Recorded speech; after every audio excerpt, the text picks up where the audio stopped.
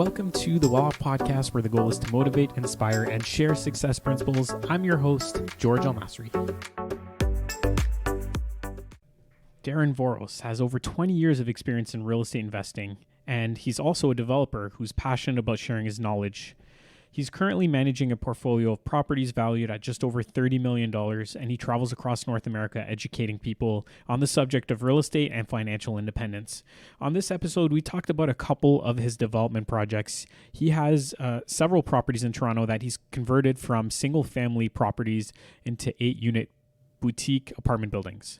Some of these projects, we broke down the costs associated, the purchase price, the renovation, and the after repair value, the expectations and how they've changed with his investors because of the recent rate hikes, that sort of thing. So I think you guys are really going to appreciate hearing his knowledge and just the overall process of developing properties and converting their use. So if you do appreciate the information that you hear today, it'd be great if you can share it with a friend or family member, and make sure to leave us a 5-star review on whatever platform you're listening on. And again, just want to say that I appreciate you guys, appreciate your support, and thank you for tuning in to the episodes over the years. If you want to connect with me to talk about some opportunities that we have, I'd be more than happy to discuss. We've got some really cool off-market opportunities, including a package of 4 duplexes in Welland that are currently for sale but not on the market. So if you want some more information on that, make sure to reach out to me by going to welloff.ca and booking a call, or on Instagram, welloffx. There you go. Enjoy the episode. I'm here with Darren Voros. So it's the first time we meet. Appreciate you coming by. Yeah, thanks for having me on. Appreciate it. Yeah, I start off by asking about your childhood. So where'd you grow up? Tell me a couple things about your childhood that you remember.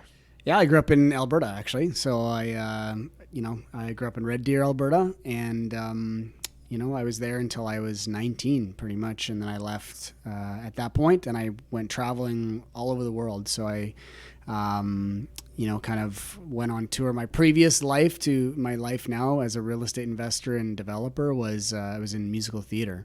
Oh. And so I left home at 19. I went on tour for probably like 6 to 8 years with various different musical productions, and landed in Toronto somewhere around 2002, and kind of made Toronto my permanent home around 2006. And and was in theater until 2009, and then I switched over to being a full-time real estate investor. So growing up in Alberta was a great place to grow up, and I was doing all kinds of things, sports, and obviously I was a dancer, a singer. I did all those kinds of things. That's how I got into musical theater, and then landed in Toronto, because Toronto is really the only place you can make a living as a professional musical theater performer.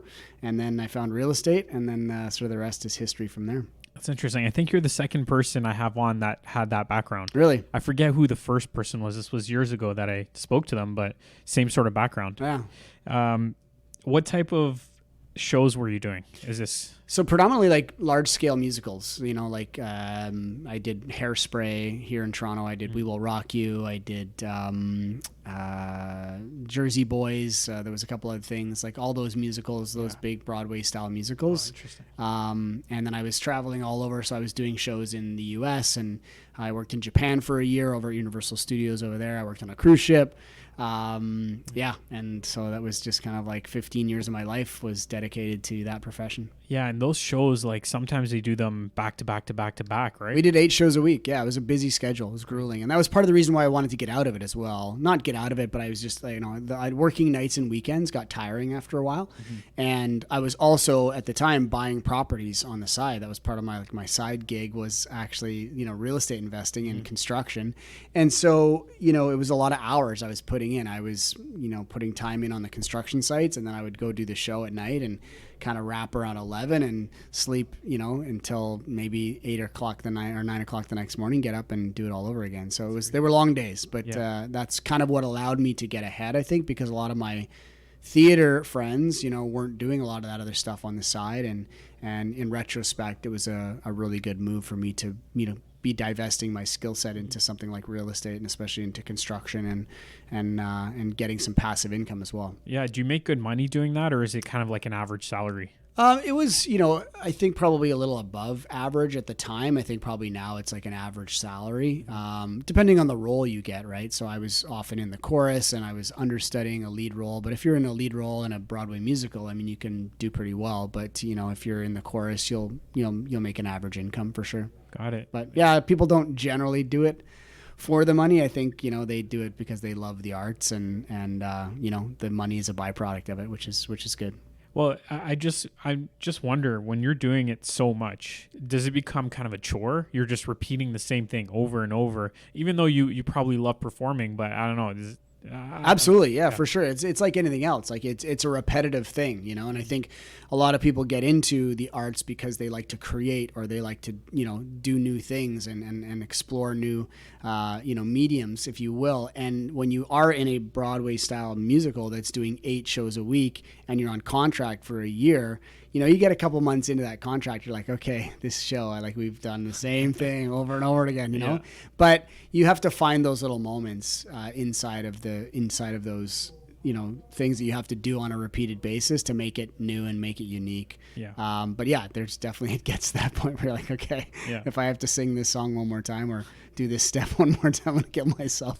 Yeah. And the last question on that, because again, I'm just curious, but let's say somebody's sick, like yourself or something, you can't be there that day. Do they always have a backup for you? So the last show that I did, you know, was We Will Rock You, and that was the Queen musical, and I was what they call the swing. And the swing is essentially there on standby for, and I was covering 9 different roles in the show. Wow. So, you know, if what happens is the chorus usually covers, if there's a lead, they're off sick, then the chorus jumps into that lead role.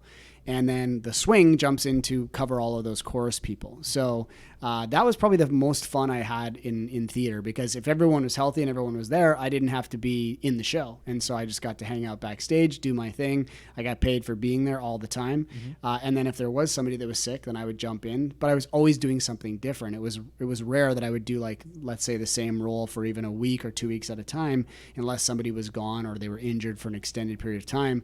But sometimes we would do 2 shows in a day, and in the matinee I'd be doing one role, and in the evening I'd be doing a different one. So it was really good for my brain. I had to be kind of like knowing all those different roles and all those different tracks. And you have to remember all the lines and all everything? the lines, all the choreography, For all the every spacing character. for all those 9 roles. Yeah, it was a lot. Yeah. So, but it was a lot of fun. Yeah, I really enjoyed that part. Interesting. Mm-hmm. That's cool. Yeah, I always wonder that, because the schedule seems so intense. Like when I go to order tickets for a show, I can see that there's a show, multiple shows in the same day, and then the next day there's a bunch of shows and whatever. So yeah, so when you go to you get that program at the beginning of the show, they'll have an insert in the program, and it'll say for today's performance, it'll be like this person's going to be doing this role and this person's going to be doing this role. Yeah. And that's why they have those in, because somebody's off sick or they're injured or they've got no voice or something. Yeah, cool. All right, so let's dive into how you went from doing those shows to becoming a full-time investor in 2009. Yeah, so really the transition started in 2002. I got back from Japan. I'd been working over there for a year at Universal Studios, and I was able to save up a little bit of money and came back to Canada, and I didn't really know what I wanted to do with that money. I didn't really have, you know, my family's not in real estate. I didn't have, you know, sort of those solid role models and saying like, yes, go invest your money here. But I thought of just buying a house as a good investment. And so I couldn't really afford to buy anything in Toronto. I was living here in 2002. But I went back to Alberta and bought a house there because it was a lot less, you know, expensive and more affordable.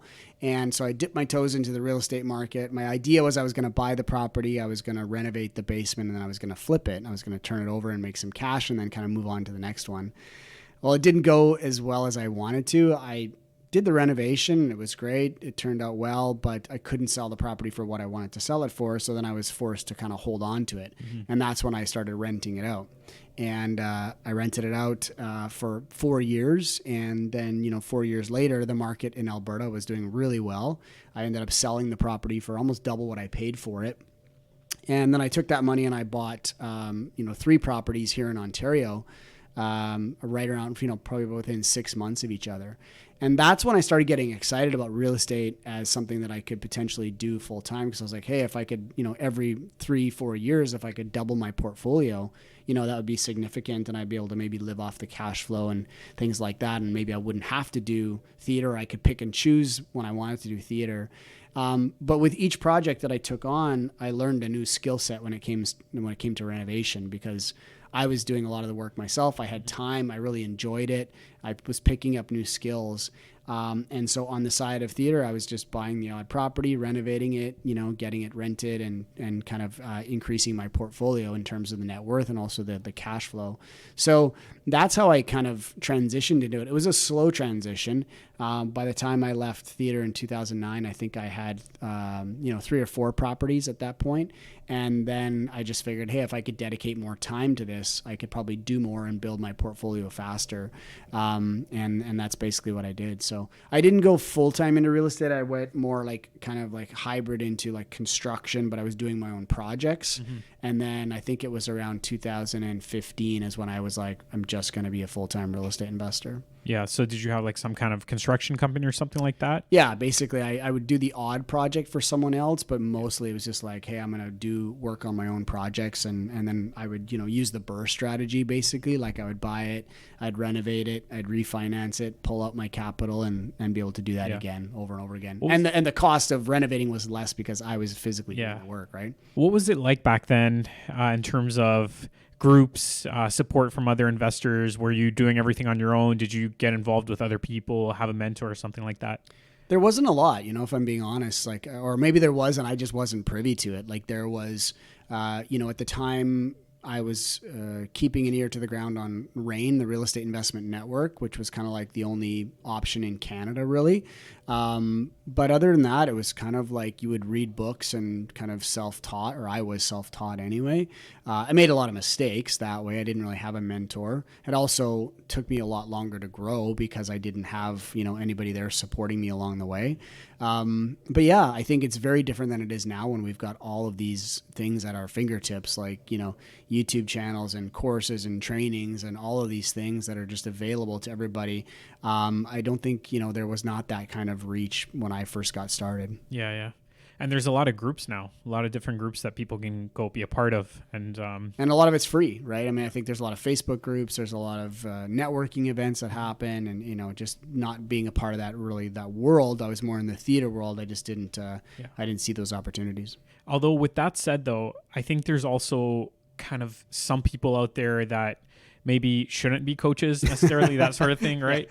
So just, I guess, to be careful, right? Don't just go with anyone that has a good presence online or whatever. For sure. It's one of those things you really have to be careful, because like anybody can put themselves out there as a coach. Make a nice website. Yeah, absolutely. Yeah, like that kind of thing, yeah.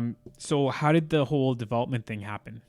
Development, was something that I think I was doing it for a long time. I just didn't really realize I was doing development. A lot of my first investments were buying single family dwellings and then adding a secondary suite, like adding a basement apartment, something like that, which is a small scale development. Really, you're adding density to a property. When I really got into the bigger projects was, 3.5 years ago.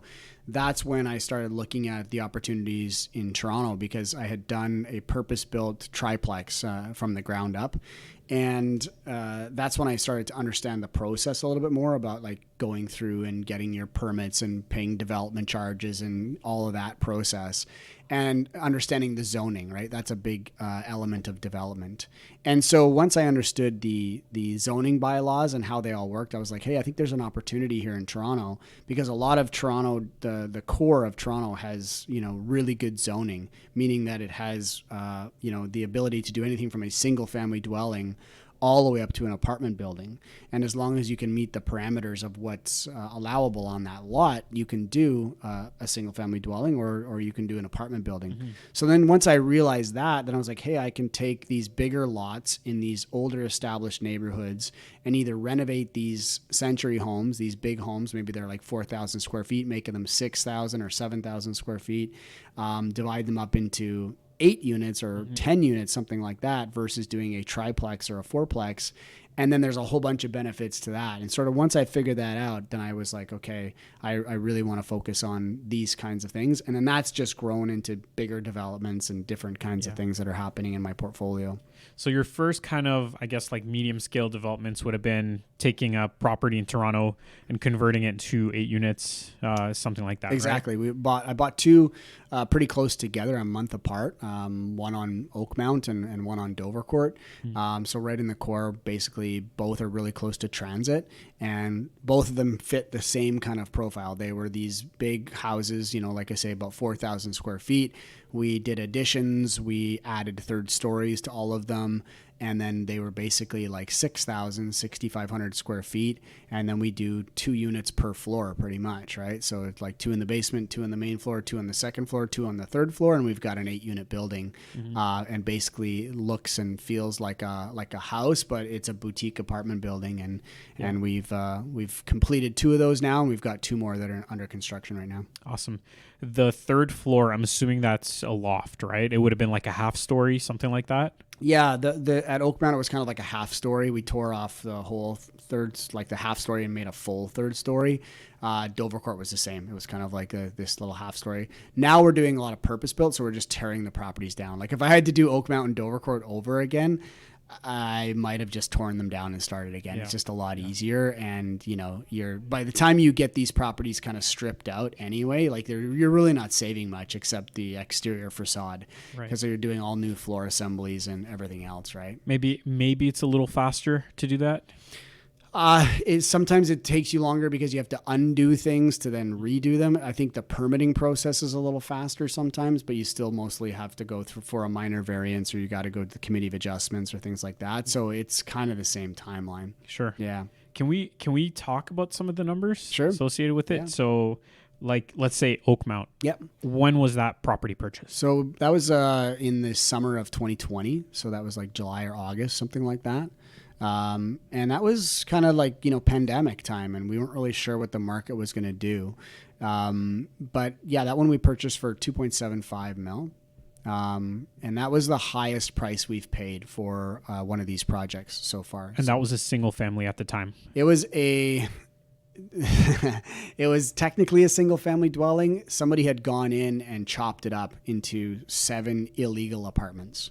A single family used as 7 apartments? 3 units in the basement. I mean, you couldn't even call them units. They were like bedrooms with one of those like multi-purpose kitchen things. So somebody had put in like these 7 apartments, but the city still classed it as a single family dwelling.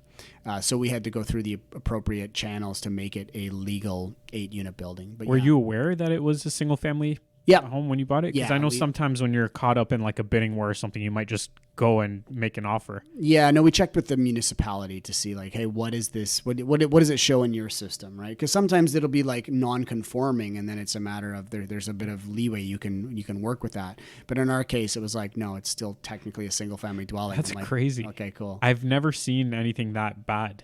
Like sometimes you could like I do some work in Hamilton, like we own some rentals there, and you see 4 units all the time. Like maybe a single family or a duplex uses 4, but I've never heard of a single family to 7 units. That's crazy. Yeah, it was wild. Okay, so 2.75 was the purchase price, and then can you walk us through some of the other numbers, renovation costs? Timeline? So we the timelines got stretched because then we got into the pandemic, like really into the pandemic with the sort of everything was shut down, and they didn't want more than like 1 or 2 people on site at a time. Building materials went sky high during that time. That's when lumber went from $3 to $12 for a 2x4.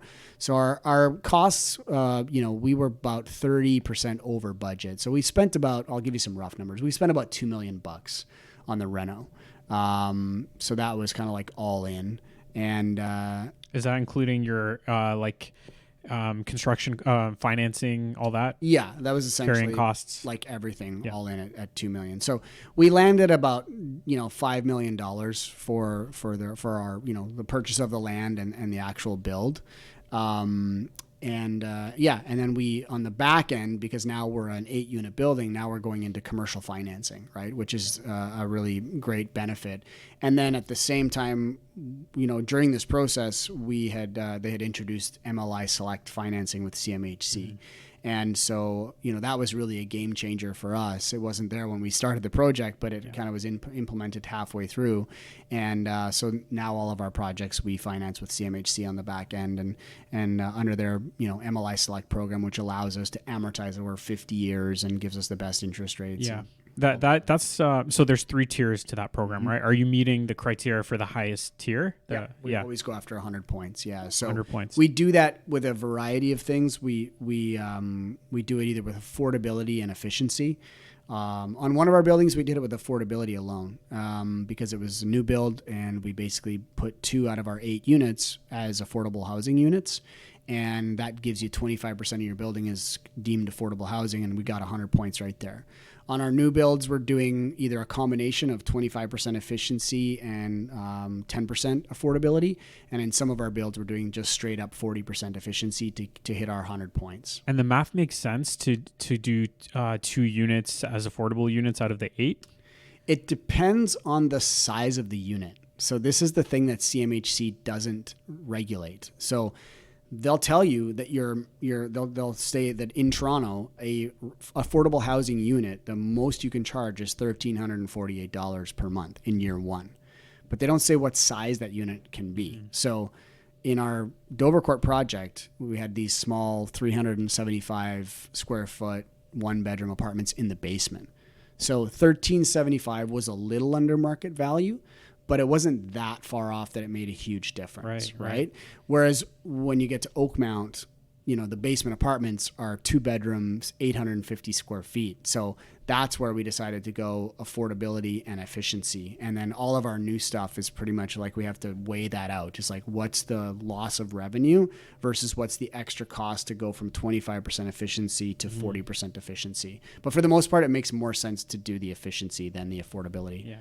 Because really what you're gaining is the extra 10 years. Because if you don't do the MLI Select, but you go with CMHC financing, then you're getting up to 40 years. Correct, yeah. Under their standard program, you're getting. And different debt coverage ratios, right? So under the MLI Select program, you get 1.1 DCR, and under the standard, you only get 1.2. On it. That's on a 10-year, and it's 1.3 on a 5-year. So that really affects your numbers as well.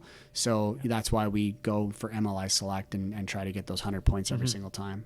So what was the result at the end of everything? What was your building valued at, or are you not there yet? Yeah, no, we have our appraisal came in around $6 million.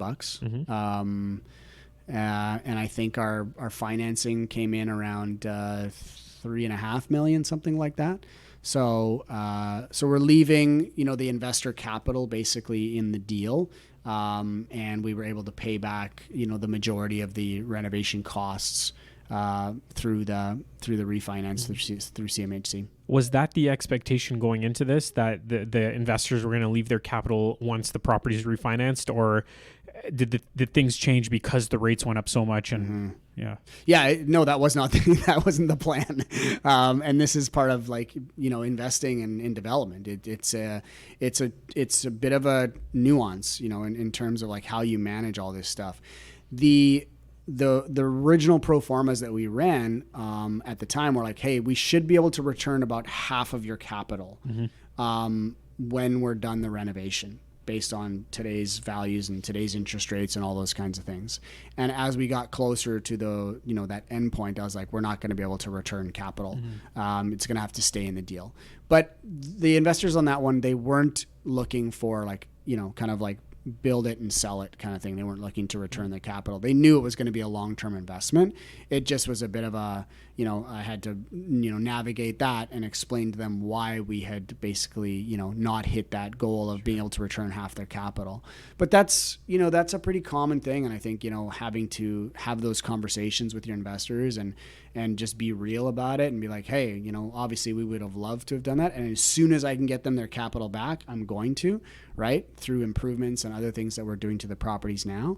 But adding garden suites and laneway suites, that's an additional. That was going to be my other question. Value. Yeah, for sure. So those are the kinds of strategic things that I'm doing to try to be like, hey, I know we didn't get it back to you here, but here's a way that I think we can get it back to you, relatively quickly. Yeah, so that's my question. So now that you've basically maximized the value of this property by I don't know if you could put more than 8 units on there, but I'm assuming that you did the max that you could, and everything's brand new. How do you continue to improve the value of the property? I'm assuming there's no rent control because they're That's new right. units, so you That's right. can increase the rent Yep. if the rents continue to appreciate, I guess. Yep. But is there any other way that you can add value? Yeah, so that's what we're doing. We're basically increasing our rents. We are targeting somewhere around 4 to 5% on an annual basis. So I'm not going to go in there and say I'm going to give you a 10 or 15. I mean, what Toronto rents, I heard the other day, went up like 15% last year alone, something like that. It was crazy, right? I'm not going to go and do that to my tenants. I want to keep them in the building, but I also have to be cautious of this is an investment for my investors, and I want to make sure that we're doing an appropriate increase, that they are basically wanting to stay, and I'm not hurting them, but at the same time we can bump those revenues. And the other thing is we're always trying to find efficiencies on the expenses side. I think a lot of people look at the revenue. It's like, how do we maximize revenue? But also, how do you decrease expenses, right? And so we are looking at those two things in combination, but then also you're trying to look at is there another way we can maybe add another unit? And, in all of our properties right now, Dovercourt, Oakmount, and a couple of my other smaller triplexes, we're adding garden suites and laneway suites. So this would be one additional unit, or are you able to build like a duplex garden suite or something like that? This is Don Chen, mortgage agent with Pineapple Financial. Today, I want to introduce you to a special mortgage product called Readvanceable Mortgage. The special feature about this product is that as you pay down the principal portion, it auto converts into a line of credit. And this allows you a cost-effective way to access the equity in your home without having to go through a refinance or incur high legal and penalty costs. I would love to connect with you for all your mortgage-related questions. You can reach me at 647-961-3281, or you can find me on Instagram and Facebook at The Mortgage Dawn. No, as of right now, City of Toronto only allows one accessory, basically, unit in those garden suites or laneway suites. That might change over time, but right now, yeah, they're just saying that it has to be a single unit. Yeah. Would you ever consider setting it up for 2 units? So maybe putting in like all the plumbing, everything for that basement unit, and after you pass all the inspections and everything, then maybe putting someone in. Yeah, we've looked at all those options, especially with the garden suites and the laneway suites, because I do think that rule is going to change at some point, right? I mean, the City of Toronto is Canada's in a housing crisis, right? I mean, there's no question about it. We just don't have enough supply, and we have all this crazy demand. That's what's driving real estate prices. So when you look at that, you're like, well, they have no choice but to basically say, like, okay, for now, you can only do a single unit in these like garden suites and laneway suites, but some of the stuff we're building is like 1,300, 1,400 square feet. That's without a basement, right? Mm-hmm. You're almost building a little house back, in the back of your property. So if you had a 1,300 square foot home and with a basement, well, at some point you could probably make that a triplex as well. So it's hard to design them in a way that it makes sense. I mean, you almost have to kind of in some cases start over, but we are looking at that as like, hey, could we set this up where maybe if the rules change, we could convert a bedroom to a living space, and this could become its own little unit, and this one could become its, so you get the two revenues. Yeah, because it's not going to cost that much to rough in an extra kitchen and a bathroom or whatever. Just have it there ready to go. Exactly. Yeah. And just to go back to the actual house itself or the property itself, did you separate all the utilities? We separate out hydro, and that's that's a pretty easy thing to do. I don't do separate gas meters. So you have like a furnace in the property, or are you putting in those ductless mini splits? So it's a mix. So on our first 2, we did radiant in-floor because it's a very efficient heating system. It doesn't cost us a lot. So we have one boiler and one storage tank. So the boiler does all the in-floor heat for all of the units, and the storage tank is just basically run off the boiler, which does the domestic hot water. So that does all the heating in the building, and we have a couple of like little supplementary heating baseboards and things like that, but it's not much. In terms of cooling, what we do is we do ductless splits, but we do one head per unit, and we do 4 heads on one condenser on the exterior. So we only have 2 exterior condensers, and then 1 head per unit. The challenge with that is we can't separate out the electrical for cooling, because they're really just meant for cooling.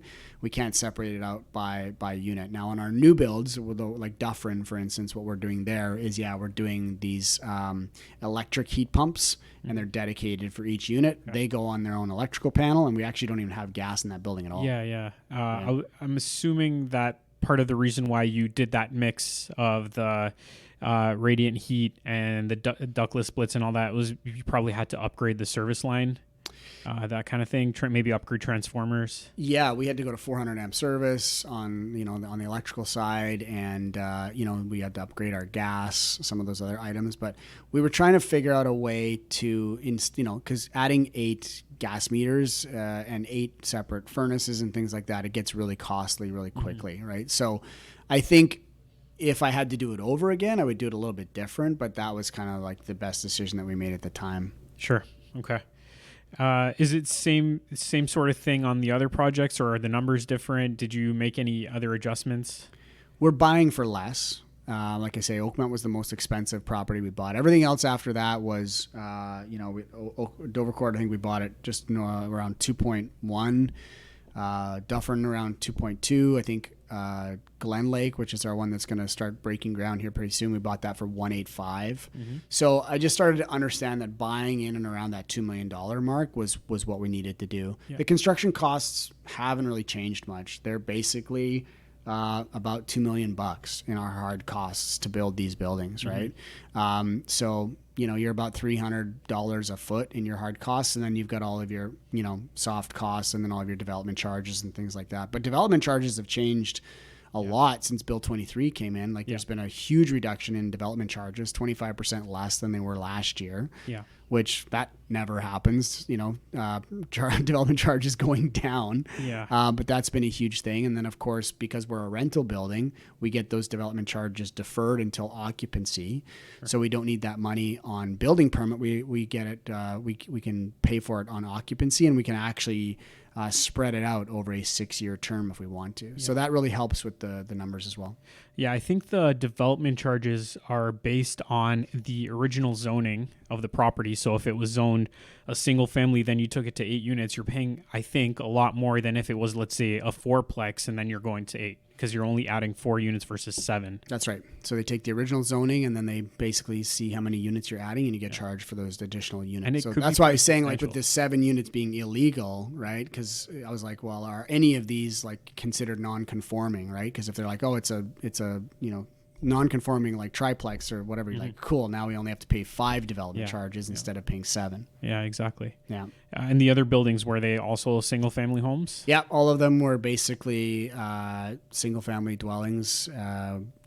We bought Dufferin, it was vacant. We actually bought it from another person who went through the development of the property, but they didn't actually want to build it. So we picked it up at building permit. It was basically ready to go. That's great. And then Glen Lake, it's a single family. It was an illegal 2, I think, but it was classed as a single family dwelling. We'll tear that one down and rebuild it. So our Dufferin is a tear down as well? Yeah. Okay. Yeah. And the same cost, so you're anticipating it'll be about the same as the Oakmount project? Well, you got to think about think about the foundation, for instance, in an old building. Like, you've got, most of the time, if you're lucky, you've got 6 foot ceilings in the basement. Yeah, if you're lucky. So we got to underpin anyway, right? So you're throwing $60,000 into underpinning. That's not even considering you want to extend the foundation. So now you're another $20,000. So you're $100,000 in the ground before you even do anything. Yeah. I can plus the risk of something happening to the foundation if it's really old. Yeah. I can tear down a building, excavate, and pour my foundations and footings for around the same price. For $100,000? Yeah. So at that point, you're almost on par. And now, like I say, with framing and everything else, you're kind of doing all that anyway inside the building, right? And so you might spend a little bit more on a new build, but it's not much. It's really fractional when you think about the time savings as well, right? And what type of exterior are you doing on these new builds? It depends. One of them had to go through site plan approval because it was prior to Bill 23 being introduced. And so the city mandated that it had to be brick and a bunch of other things.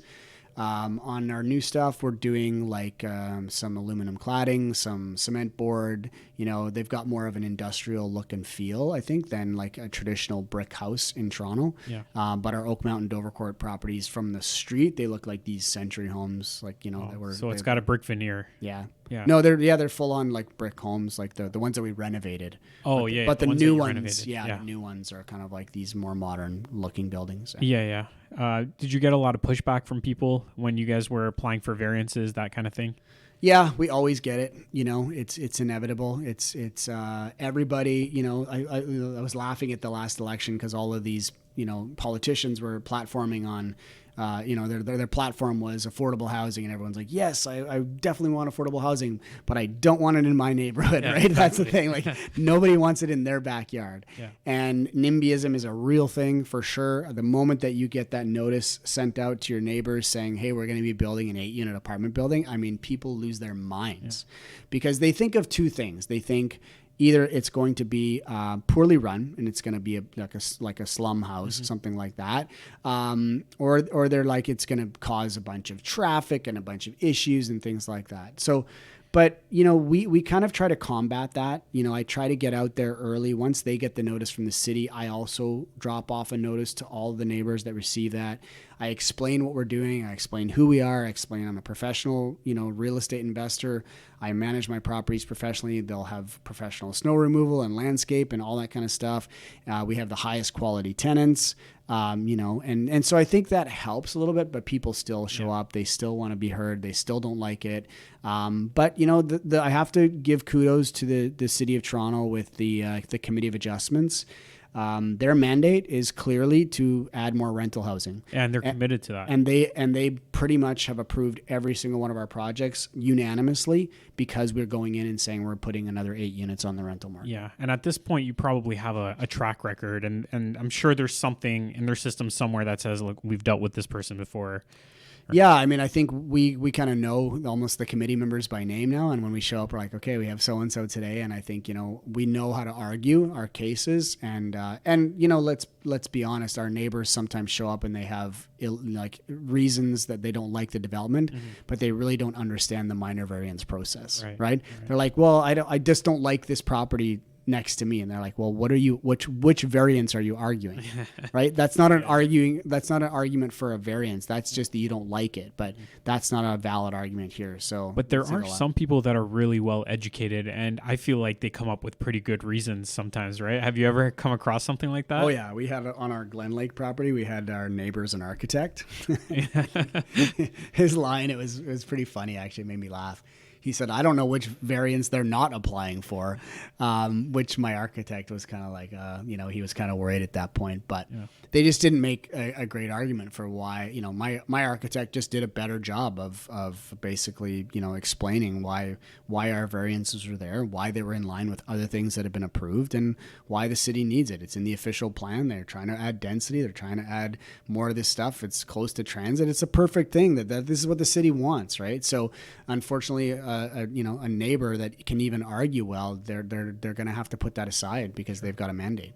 Yeah. What about parking? That seems to be a major thing. I think a lot of municipalities are making exceptions or allowing you not to have parking for all units. Is that the case for Parking's you? changing a lot, and in Toronto, they just eliminated all parking requirements for developments, right? And what they're basically saying now is, put it on the developer.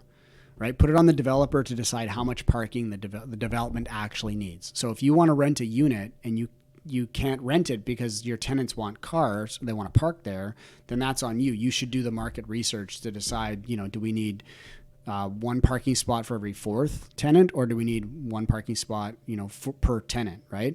And so with our developments, we actually got quite a few parking variances. On Dovercourt, we had 3 parking spots for 8 units. On Oakmount, we had a big lot, so we had 7 parking spots for 8 units. Those would generally be from the back, right? Like laneway parking. Yeah. Dufferin has 0 parking for 8 units. Wow. And Glen Lake, we got approved with 4 parking spots for 10 units. So, but in a lot of the things that we're seeing now, like they're eliminating all the parking requirements. So that is a huge lift for people to be able to add density, because one of the biggest things was parking. They were not going over like 3 or 4 units because they're like, well, I only have 1 or 2 parking spots. And it just doesn't look great when you're like, hey, I want to do a 10-unit building, but I've only got 1 parking spot. But now that that's been taken off the table, you'll see a lot more density. Sure, yeah. So we have a project in Hamilton that we're converting from a single family to 4 units. And after the new bill was passed, I think they only required one parking spot for all 4 units. Yeah. So it's kind of similar, but Toronto's a little more advanced. Toronto is pretty far ahead in that sense, and I think they understand it that people are more important than cars, right? And they're not trying to design a city for more cars. They're trying to design a city for more people and moving people towards transit. That's what they want, right? And so, and with car sharing and all these other things that are available now, like, you don't necessarily need a car. And of my properties that we've completed, of the 2 8-unit buildings, I have one single tenant with a car in both buildings. I have 7 car parking at Oakmount and 1 tenant with a car. Oh, wow. So that kind of shows you the demand as well. That's just not there. Sure. Right? Yeah, and you can probably use that in the future if you need to argue against parking. Exactly. Yeah. So what are you going to do? Rent out the other spots to other people? Well, when we add the garden suite, we'll eliminate 4 parking spots. We'll take away some of those. So we'll keep 3. We'll add the garden suite, and that'll be enough for that building for sure. So I've had people on before talk about garden suites and the costs. I don't know if you've gone down that path. Did you get an estimate for the build? And will it make sense financially to do it? I'm assuming yes. Absolutely, 100%. It's a fantastic ROI depending on what you pay, right? I mean, we'll build ours for around $300 a foot, somewhere in that range. And when you look at what they are going to rent for, and you look at the cap rates that we use on our multifamily buildings, you'll 3x your value. Will you have the power? Your 400 amps. Is that enough for that additional garden suite? The sewers, the water lines. Yeah, we kind of looked at all of that when we were in design. So we planned ahead, and actually we roughed in some of the services to the exterior of the property and at the back of the property, right, knowing that we wanted to add additional units. So if I can give anyone a tip, if you're renovating your place and you're even considering adding a unit at a future date, just get your plumber, your electrician, whatever you're doing, get them to stub it out through the foundation wall. And then all you have to do is go and kind of dig it up and run it out to the back if you need it. But it's a huge advantage to us to have, the ability, like you say, with 400 amps, we know we can add another unit. We know that our water capacity is there. We've got, 2-inch water lines, 6-inch water lines, sewer lines coming into the property. So those are more than capable of handling an extra unit. Yeah. So 9 units on 400 amps and the 2-inch water line and the 6-inch sewer, you said. Yeah. Yeah. That's great. Yeah. And then I guess it makes sense, like especially for someone who's doing a basement, if you're trenching out the basement, just go a little further and have that rough in ready for the backyard. Yeah. 31 unit development. Let's talk about that. Yeah, that's in Kitchener. We're just in pre-construction right now, so we're probably, if everything goes to plan, we'll probably break ground in September, October. And we picked that one up at site plan approval, so it was site plan approved, and when we took it through the process of getting the building permit approved, and now we're gonna build it. So it's a tear down, a purpose built 31 unit, 6 stories. It's a really small piece of property, actually. It's almost like a. So it's a house now? It's a house right now. Yeah, it's a big house on a decent size single family lot. But yeah, we're gonna put a 6-story apartment building on there. Downtown Kitchener? It's not. It's. I don't know Kitchener that well. It's on Highland Road, so I think it's sort of in the western northwest part of Kitchener. But yeah, they're small units. It's only a 13 or 14,000 square foot interior building. So all of our units are somewhere between 375 and 425 square feet. Mm-hmm. So they're going to be little, yeah. But 31 of them. So yeah. All right, that's an interesting one. Yeah. So when did you guys pick that up? We picked that up just about a year ago. Yeah. A year ago. So why did you venture into Kitchener, considering most of your stuff is in Toronto? It was just an opportunity that was brought to me. And I think because of the unit count, I was like, hey, I'd like to do something that's, outside of the Part 9 building code is the residential building code. So this is outside of Part 9. You're getting into the, Part 3 building code. So I wanted to do something with 6-story. It's got an elevator, just to see. And I thought that was a good size project as my next one to kind of like step up into that realm, as opposed to going, sort of like 60 units something and, a quite a bit bigger footprint and a quite a bit bigger build. I thought this was like basically double what we're doing now, but, in terms of square footage, but it's a manageable build and a manageable project to finance and get investors for. Is that something you're going to sell once it's completed, or do you plan on holding it as well? No, that'll be a hold as well. Like all these buildings, with these smaller unit counts and smaller square footage, they don't make a lot of sense to turn around and sell. You're basically going to sell for kind of what you have into it at that point. Really where the numbers start to look good is over 5 years. They look even better over, 7 years. They look great, amazing after 10 years, right?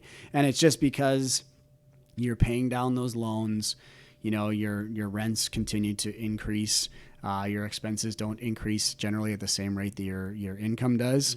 And over time, they just, they end up being these fantastic properties that, you can basically probably pull out most of your capital at the 5-year point and have no money in moving forward. So that's kind of the plan on most of them. It's interesting with these new builds because really that once everything's done, there isn't much more you can do. Like everything's brand new. Yeah. Because generally with apartment buildings, you want to buy something where there's a bit of lift, where the rents are under market.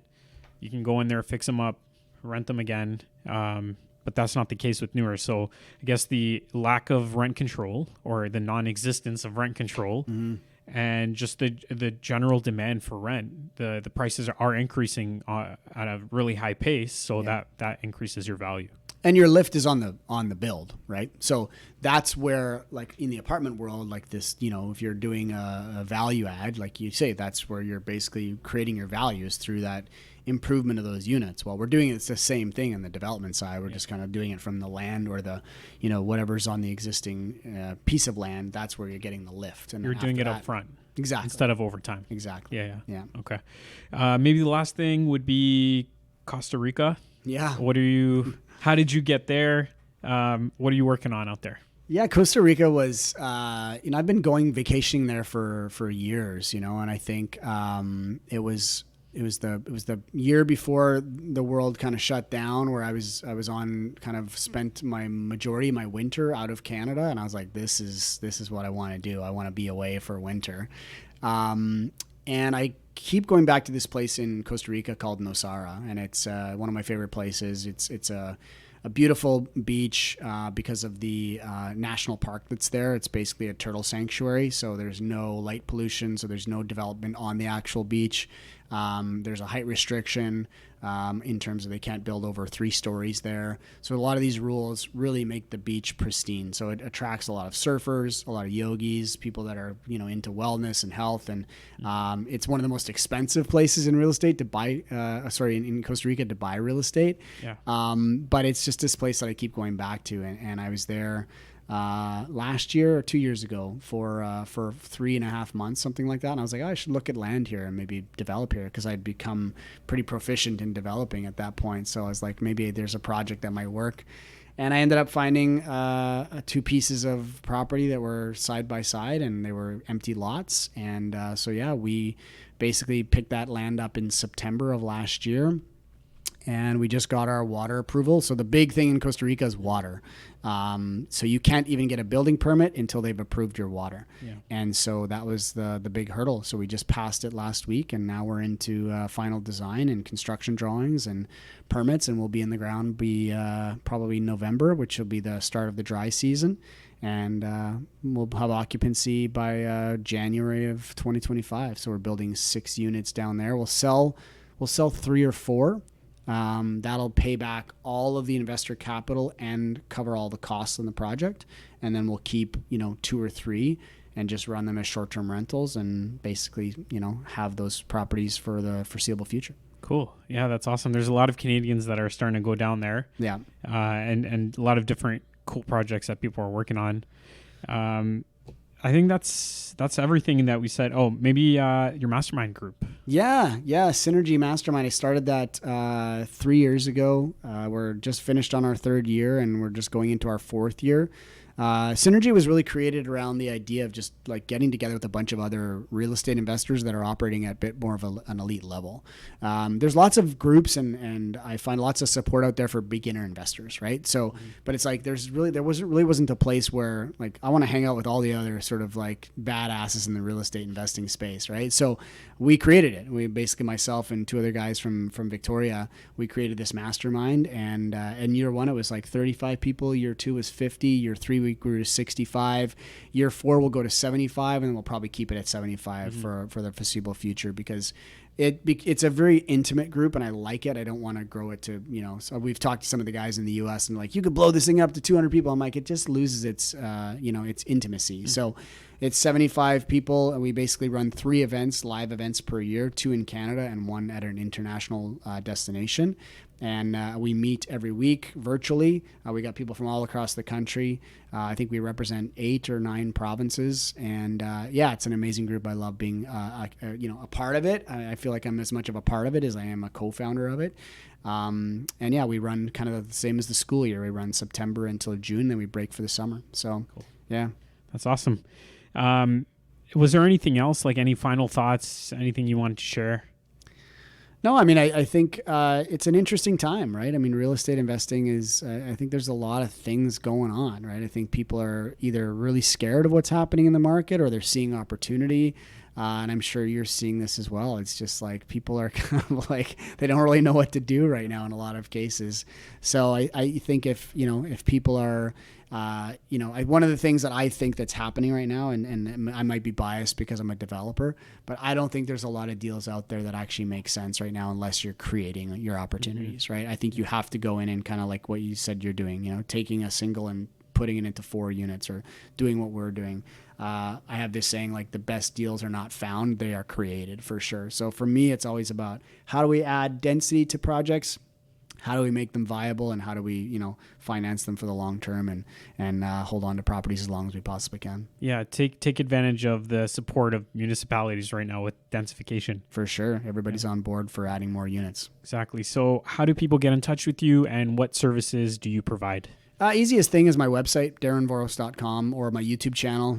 Just surpassed 20,000 subscribers on YouTube, so I'm pretty happy about that. It's been a journey for sure, but and then in terms of my offerings, I mean, I offer people to invest alongside of me. I just launched my mutual fund trust, so people can invest in our projects with registered funds now, with RSPs and TFSAs. Or if you're interested in learning about how to do development, I actually have a course that I teach people how to get into development as well. Awesome. Yeah. Thank you for coming by today. I appreciate it. No problem. It's nice chatting with you, and I look forward to staying in touch. Yeah, thanks for having me. Thanks for listening to this episode of the Well Off Podcast. If you enjoy the show, then I'd really appreciate if you left us a review on iTunes and let us know your thoughts. In order for us to get a larger audience, it's really important to have reviews, so your support is extremely appreciated. And also, don't forget to share the podcast with your friends and family. Until next time, I'm George Almasri. Have a great day.